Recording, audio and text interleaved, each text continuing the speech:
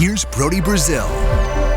Before anything else, I want to let you know that I'm actually making 2 totally separate Shohei Ohtani videos today, now that he is officially signed with the Dodgers for a decade and $700 million. The other video seems obvious. It's the Giants fan perspective. They were a finalist in the conversation. It has to hurt and sting based on what they were trying to do, and they thought they were maybe in on baseball's unicorn, but it turns out he'll be going to the Giants' rival in the division. But how about this other side of it that maybe you couldn't have expected? Shohei Ohtani from the Oakland A's and Las Vegas viewpoint. 2 totally different things. The Oakland A's right now, and maybe or maybe not something that will exist in Las Vegas. Wait, what is the connection here? Like, Ohtani just went to the National League. How does this impact the A's at all? Oh, we're about to get into that. Let me state the obvious here.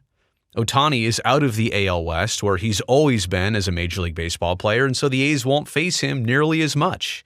Used to be like A's versus Angels, 18, 19 times a year? Now it's down to 13, but now that he's with the Dodgers, maybe they'll play him 3 or 4 times a year.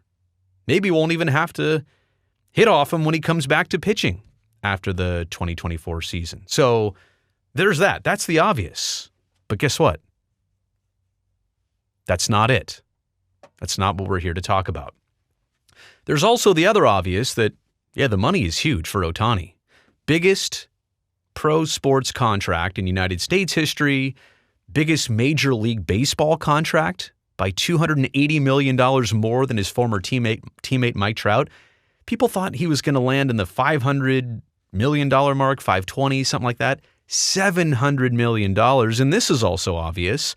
Major League Baseball now has a $70 million player and a $43 million team, like the A's, lined up for the 2024 season.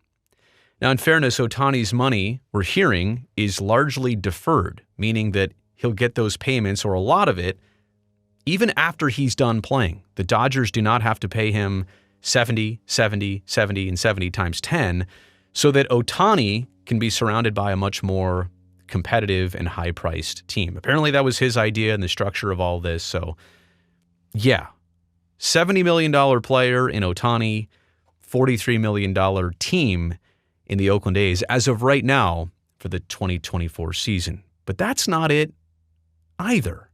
That's not the connection here. This is part of the connection.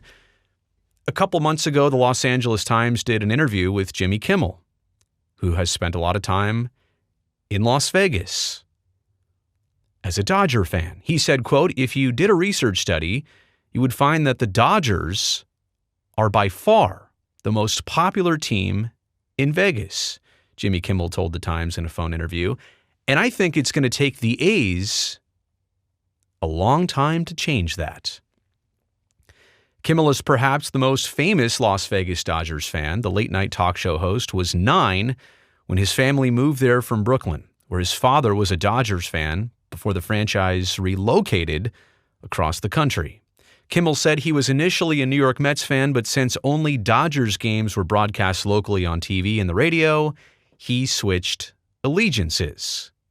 Quote, "So I became a Dodgers fan," Kimmel said, "because that's what we did in Las Vegas."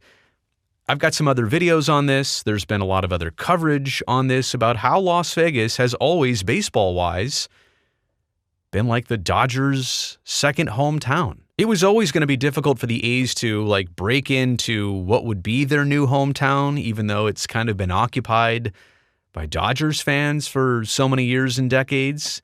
And now there is also a new complication to this entire situation.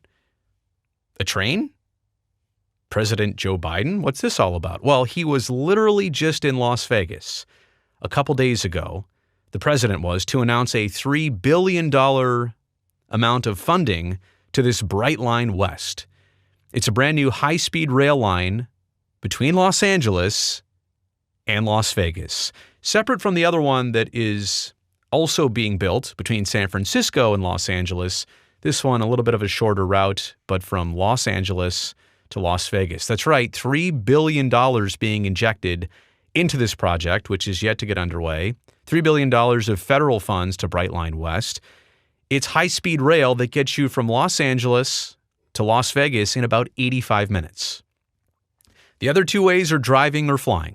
Flying's expensive, driving takes too long, a couple hours. People want a cheap and convenient option and way to get between those two cities. 85 minutes? It's not bad. You can sit in traffic for 85 minutes in Los Angeles. They're trying to get this all complete now that it's really got a kickstart with the $3 billion of funding between 2027 and 2028.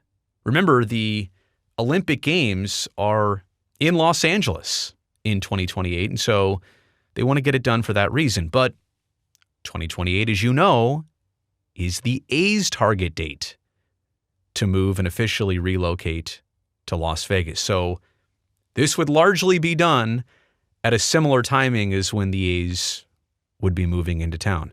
Sure, the train is a less costly option than flying.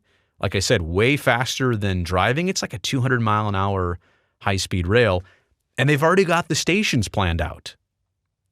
One that's south of the Strip in Las Vegas. There's a few others. The other one is in downtown Los Angeles. Here's a map. San Bernardino, Victor Valley, Palmdale also have alternate stations, but yeah, downtown Los Angeles to Las Vegas, that's the route right there.